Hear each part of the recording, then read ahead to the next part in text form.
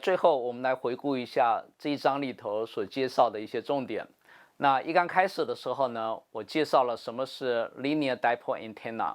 那这个 linear dipole antenna 跟之前的 Hertzian dipole antenna 最大的不一样，在于它的长度呢是跟我们辐射的波长呢相当的。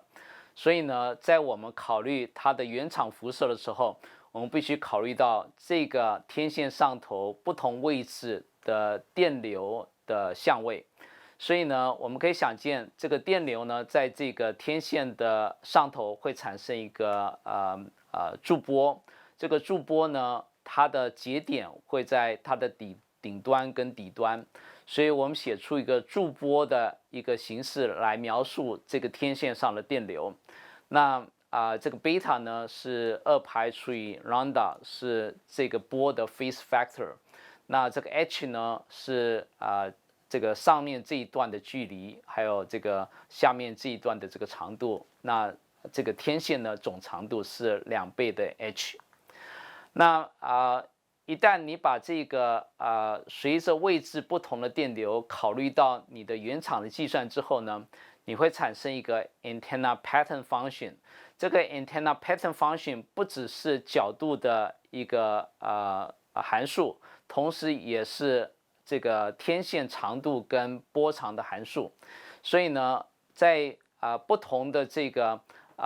天线长度对于波长的这个比值之下呢，这个 antenna pattern function 的表现就不一样。所以我们在这个章里头呢，有介绍到，譬如说这个half wave antenna。那因为它每个位置的电流产生的场都是建设性干涉，所以呢，在这个朝着 θ 等于90度的方向上头，你可以看到它的干涉的结果最强，所以你得到一个最强的辐射场在 θ 等于90度的方向。那对于这个当我的这个 antenna 的长度是等于一个波长的时候呢，那这个电流的 standing wave 在这上头就有2个 lobe。这2个 lobe 呢也是一样 in phase 是同样相位的。所以呢在这个 θ 等于90度方向上头，你同样也有最强的辐射。但是呢，沿着这个 antenna rod 的方向上头因为你的电流震荡跟电场的震荡是在这个方向，所以在原厂在这个 θ 等于90度上头的话，你不会有这个辐射的电磁场，因为在原厂呢，这个辐射的电磁场的这个方向会跟传输的方向呢垂直。那但是呢，当你把这个 antenna rod 的这个长度设定成3/2的波长的时候，代表这上头有3个 standing wave 的这个lobe 在上头。那结果呢，你发现这个电流是这个范围是负的值，这个地方却是正的值，这个正的值，所以呢，它们在这个 θ 等于90度方向上头，这个部分会抵消掉。那只剩下这2个这个粉红色的部分呢，能够产生在原厂产生建设性干涉。所以你可以看到这个radiation lobe 在 θ 等于90度上头呢，就变得比较弱一些。但是在其他方向上头，如果符合建设性干涉的一个结果呢，你还是可以产生比较强的辐射的这个场。那对于这个例子呢，也就是 antenna 的长度是等于2倍的波长的时候呢，刚好如果是在这个 θ 等于90度方向上头来看的话，这2个这个部分呢可以看成2个小天线，这2个小天线的这个辐射相位刚好是180度相反，所以沿着 θ 等于90度方向上头，你也看不到它的辐射的场出来。所以这几个图告诉你一件事情，也就是说，当你天线的长度相当于这个辐射的波长的时候呢，每一小段产生的辐射呢在原厂呢会干涉加起来。那有时候它是建设性干涉，有时候是破坏性干涉。如果说在某个地方是建设性干涉的话，你就会看到一个很强的这个 antenna pattern 的 intensity 在那个地方。如果说在某个方向上头，它的这个干涉是破坏性干涉的话，那你就看不到这个上头呢会有辐射的这个 antenna intensity。OK， 好，第4点我特别介绍就是说，以前我们在经典学里头学会的这个method of image 的话，也可以移到这里来看。也就是说，如果说你有一个 monopole antenna 在一个 conducting ground 上头的话，为了符合这个边界条件，那相当于这个天线在这个ground 里头呢，也会有一个这个image antenna 在那个地方。譬如说你有正电荷往上流的时候呢，你的 image charge 在这里是负电荷会往下流。这个负电荷往下流呢，相当于你的电流是往上的，所以呢，在这个construction 里头，你会看到，当我的天线的电流往上走的时候，这个 image antenna 电流也是往上走，所以相当于这个就是一个 half wave antenna。如果说我这个上面的这个 antenna 长度是 quarter wavelength 的话，那所以呢，一个 quarter wavelength 的 monopole antenna 在conducting ground 上头，可以 model 成是一个 half wave 的这个linear antenna， 只是它的辐射呢是在上面，底下的话就是这个 conducting ground 里头不会有辐射场在里头。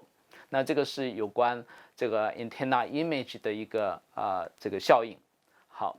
那同时我们在这个章里头，我们也介绍了所谓的 effective antenna length。那这个是方便一个计算，也就是说一个 linear antenna 这个antenna rod 上头它的电流呢是不是一个 uniform， 不是一个等值，不是一个这个常数值在不同地方它的强度不一样。但是呢，最后算出来的结果，我可以把它写成或者把它类比成一个linear antenna。有一个等效的长度，但是呢，这个 linear antenna 上头的电流呢是一个 uniform， 是一个 constant I0 的一个状况。那 I0 呢就是在这个0的地方，这个电流的大小。那这是等效天线长度的一个概念。那后来我们也介绍了就是多个天线的这个状况。有多个天线之后，我就有多一些自由度来调，譬如说它们2个天线之间的相位。同时呢，这2个天线产生的场在原场的地方也会产生干涉。那所以算出来结果呢，就是原场的这个电场呢，会是等于原来的 antenna pattern function 乘上一个 array factor。这个 array factor 呢是来自这2个天线的原场的干涉。所以呢，这个perc 这个地方很重要，就是你要算出这2个天线的原场的相位的差别是这么大。那除了跟这个角度有关系之外的话，你有一个自由项，这个自由项呢是你可以用电子电路的方法来控制这2个电流的相对的相位，我们把它叫做 perc。所以呢，在这里你就可以控制这个相位呢，来选择你要产生辐射的方向。那譬如说，我们可以控制这个perc 这个角度来产生这个辐射的方向，主要是在这个 phi 等于90度跟270度的方向。那这么一个控制呢，这个当 perc 我们把这个 kc 我们把它给设定成0的时候，也就是没有相位差别的时候呢，那它主要的辐射强度会是在 phi 等于90度还有270度的方向。那我们称这个 antenna array 呢broadside array。那另外呢，你也可以这个调整这个kc 的这个相位呢，譬如说在负90度的方向，这时候呢，你的辐射的强度主要会是在 phi 等于0度的方向。那这么一个 antenna array， 我们把它叫做 end-fire array。所以在这里呢，我们强调了一个很重要的观念，也就是你可以用电子电路的相位调控这个 kc 这个相位呢，来扫描这个天线的这个发出的电磁波的方向。那你不需要用机械的方法来转动这个天线，而只要用电子电路的方法，你就可以快速扫描这个天线的辐射方向。那后来我们又加了很多的天线到这整个讨论里头来，它变成一个很多天线的一个 antenna array。那我们发现一个现象，也就是当这个天线的数目越来越多的时候呢，它的 beamwidth 就越来越窄。那这个呢可以大幅的增进一个 antenna 一个天线系统的 directivity， 也就是它的方向性。那这是这个整章里头呢介绍的一些重点，供你参考，谢谢。